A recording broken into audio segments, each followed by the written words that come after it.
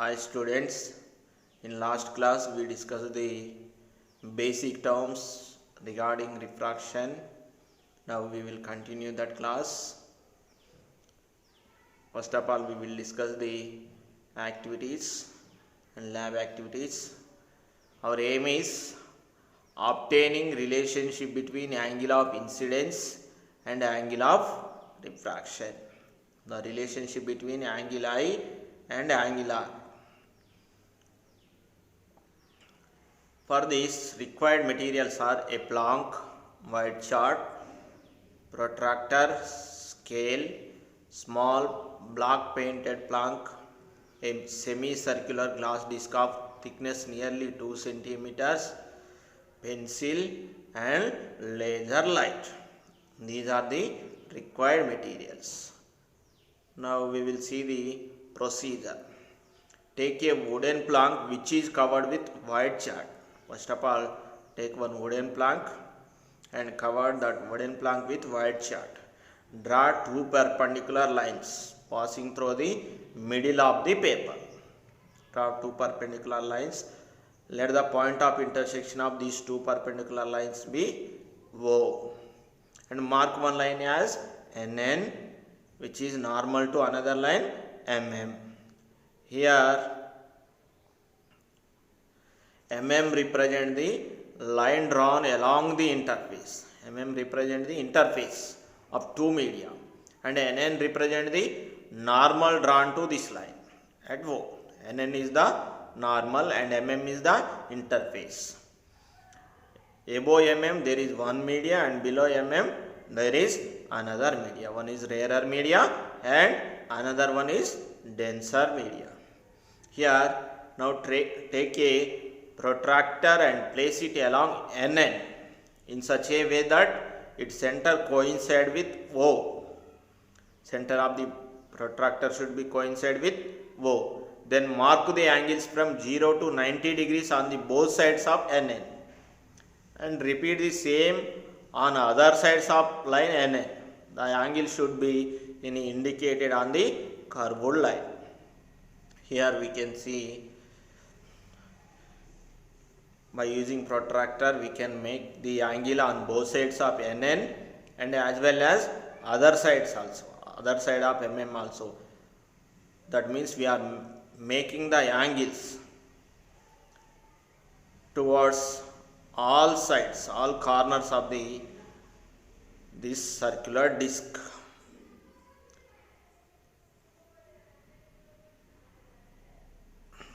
Now take a semicircular glass disc so that its diameter coincide with the interface line. Here MM is the interface line. Take a semicircular glass disc. Its diameter should be coincide with MM and its center coincide with point O. The center of the semicircular glass disc should be coincide with O. Point a laser light along NN in such a way that light propagates from air to glass. Surrounding to glass there is a air. So when we point the laser light travel from air to glass. And observe the path of laser light coming from the other side of the disc. When laser light pass through the air and then followed by glass and again it passes through the air. Here we can see a semicircular glass disc. Here the light is traveled from air to glass. Air is the rarer medium and glass is the denser medium.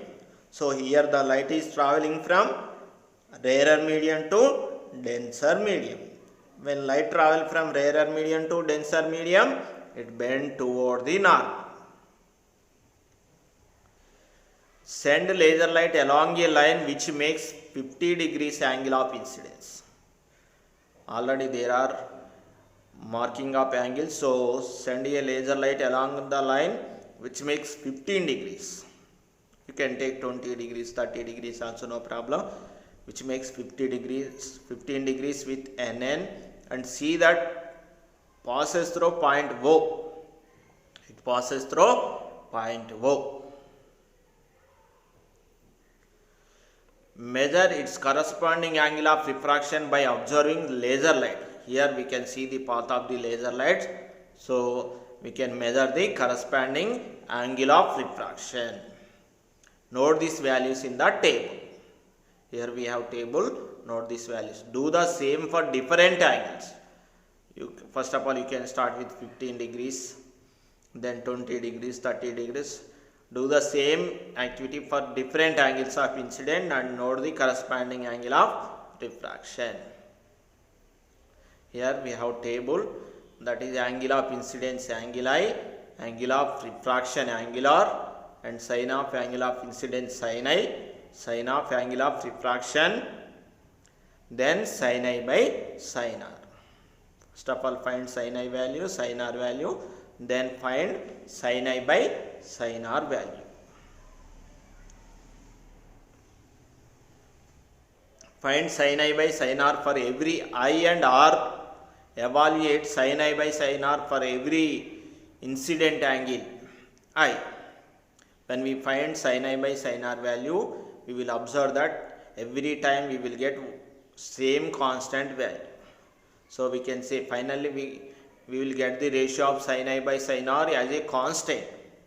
In all the activities, all the observations, we can observe that in last column we will get same value, that is sin I by sin R is constant. This ratio gives the value of refractive index of the glass. Here sin I by sin R is nothing but the refractive index of the glass. So what is our conclusion here?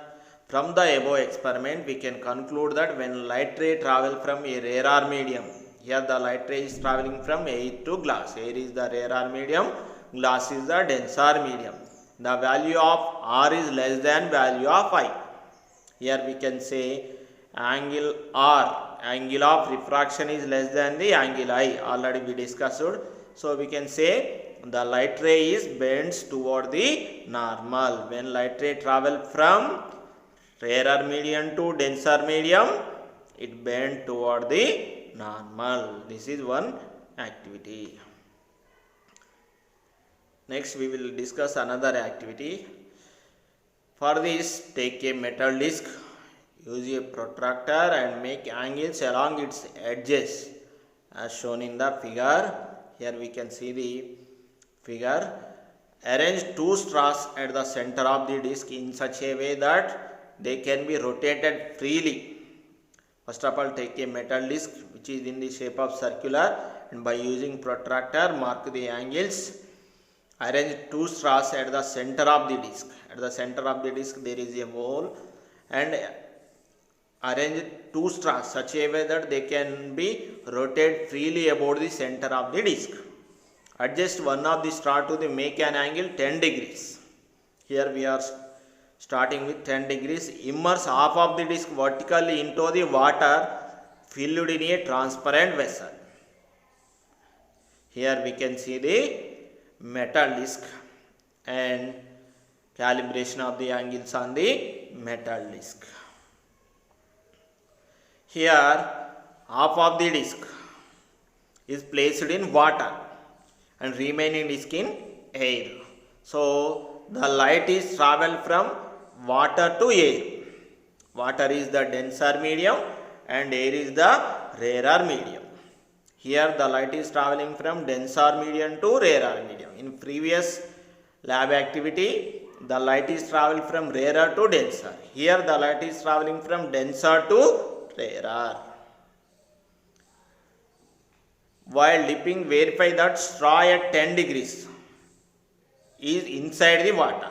A straw which makes 10 degrees should be inside the water. From the top of the vessel, try to view the straw which is inside the water.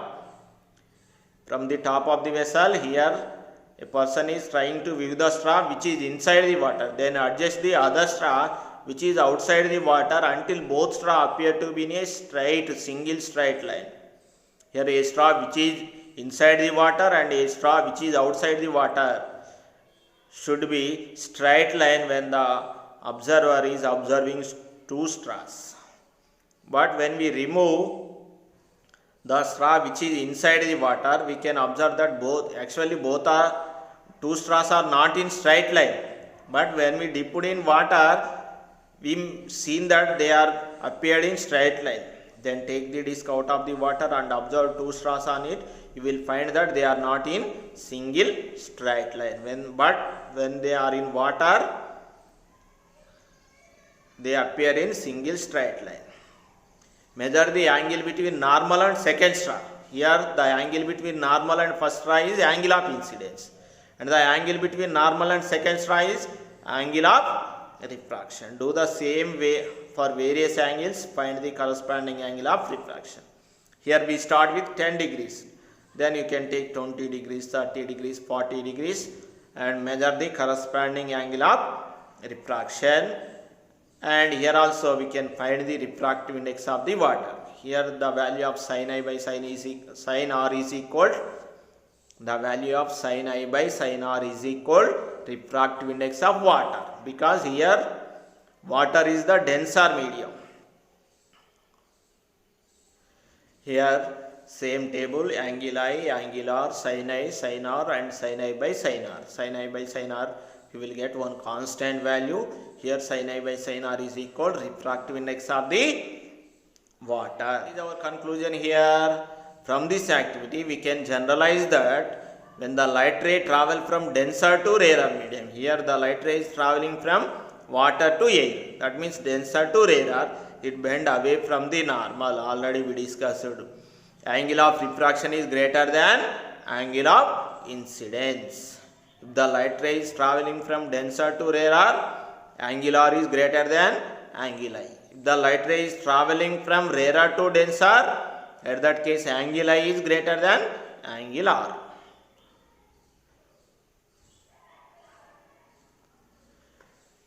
Now we will discuss laws of refraction.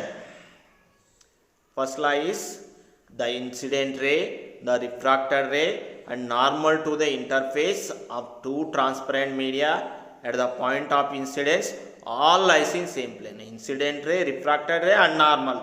These three rays lies in same plane only at the point of incidence. At the point of incidence, incident ray, refracted ray and normal lies in same plane. This is first law. And second law, in laws of reflection, second law is angle of incidence is equal to the angle of reflection. But here angle of incidence not equal to angle of refraction. Second law states that the ratio of sin of angle of incidence to the sin of angle of refraction is constant. The ratio of sin of angle of incidence to the sin of angle of refraction is constant. This law is known as Snell's law. This law is formulated by Willebrord Snellius. That's why it is called Snell's law. Snell's law states that the ratio of sin of angle of incidence to the sin of angle of refraction is constant. That means sin I by sin R is equal to the constant. The ratio of sin of angle of incidence to the sin of angle of refraction is constant. That constant value sin I by sin R is equal n2 by n1. Already we discussed n2 by n1 is equal neta 21, that is equal refractive index of second medium with respect to first medium. Sin I by sin R is constant, that constant value is neta 2 by neta 1. By cross multiplying we will get n1 sin I is equal n2 sin R. n1 sin I is equal n2 sin R. It indicates Snell's law. When light travels from denser to rarer medium, as the angle of incidence increases, angle of refraction also increases. Remember, if the light ray travels from denser to rarer medium, as the angle of incidence increases, angle of refraction also increases. You will observe that at certain angle of incidence, the refracted ray does not come out but grazes the interface. At certain angle of incidence, as the angle of incidence increases, angle of refraction also increases. At certain angle of incidence, refracted ray grazes the interface. That means it travels along the interface. Measure the angle of incidence for this situation. This angle is known as critical angle. Here we can see the definition for critical angle. The angle of incidence at which light ray traveling from denser to rarer medium grazes the interface is called critical angle for denser medium. Here we can see the drawing as when light travels from denser to rarer medium. As the angle of incidence increasing, angle of refraction also increasing.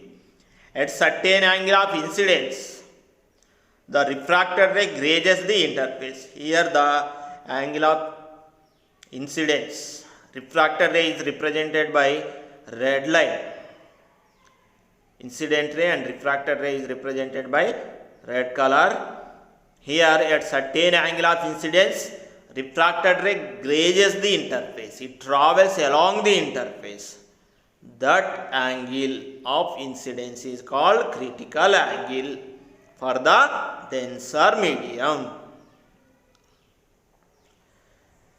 At critical angle, I is equal to C.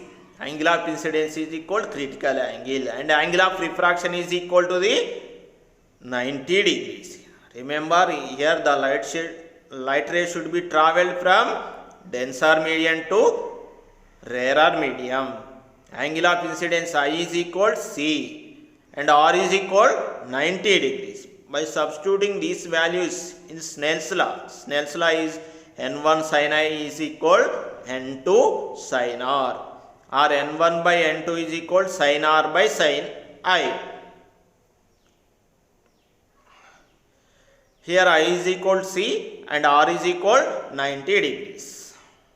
By substituting I value and R value, N1 by N2 is equal to sin 90 degrees by sin C.